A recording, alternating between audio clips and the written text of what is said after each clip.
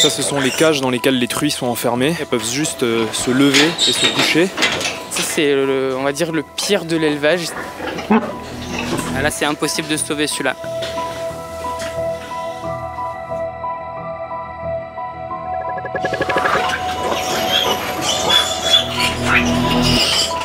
Il est 1 h du matin. On est dans le département de la Seine-Maritime avec des militants de la cause animale qui s'infiltrent dans les élevages industriels de porcs pour faire des images.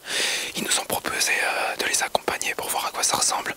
Donc là, on est en train de traverser les champs pour rejoindre les bâtiments.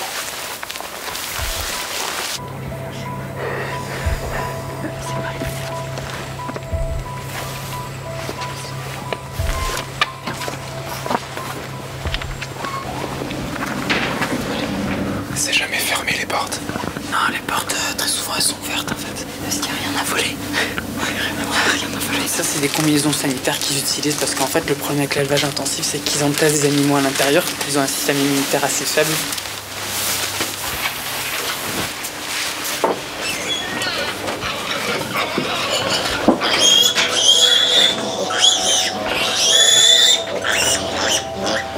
On est où là? C'est quoi? C'est une sorte de maternité, c'est ça? Voilà, ça c'est, on va dire, le pire de l'élevage, c'est les maternités, des maternités porcines. Donc ils ont des truies, ils les enferment dans des cages où elles n'ont pas la place de se retourner, elles ont juste la place de se relever, de se coucher. En fait, elles mettent bas, donc elles sont là pour produire des petits porcelets.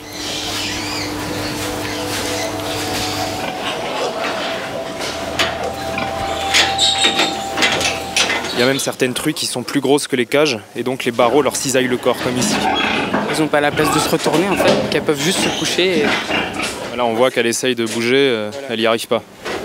Elle essaie de se recoucher en fait et voilà, ça doit être horrible, jamais on ferait ça à un chien, à n'importe quel autre animal. Il y a beaucoup de truies qui sont mal en point. Là par exemple, celle-ci elle a une blessure infectée au niveau du téton.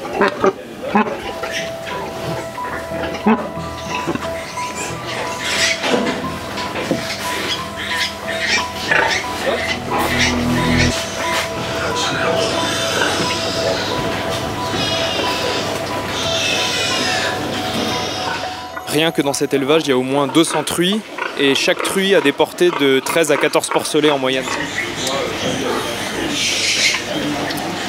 Ici, voilà, on a un scalpel. Donc le scalpel, c'est pour faire castrer les porcelets.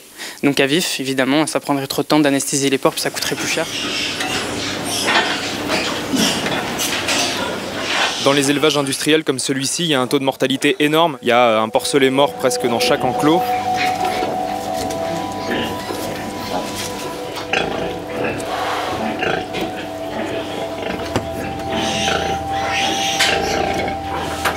Et donc là, voilà, on a un petit porcelet qui est en train de mourir. En fait, il n'est pas encore mort. Il a un coup sur la tête, donc il a peut-être été claqué. C'est courant, ça, pour achever un porcelet, en fait, de le prendre par les pattes arrière, de lui cogner la tête. Ou alors, il a été coincé entre les barreaux. Et voilà, il est en train de mourir. Là, c'est impossible de sauver celui-là.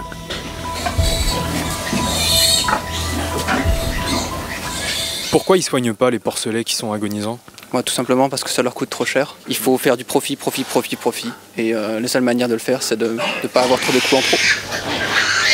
C'est légal de laisser mourir comme ça des animaux sans les soigner? Oui, c'est tout à fait légal. Ils essaient de les rafistoler, ils essaient de voir ceux qui peuvent survivre, ils leur mettent du scotch s'ils ont des problèmes aux pattes, mais souvent il y en a beaucoup qui meurent.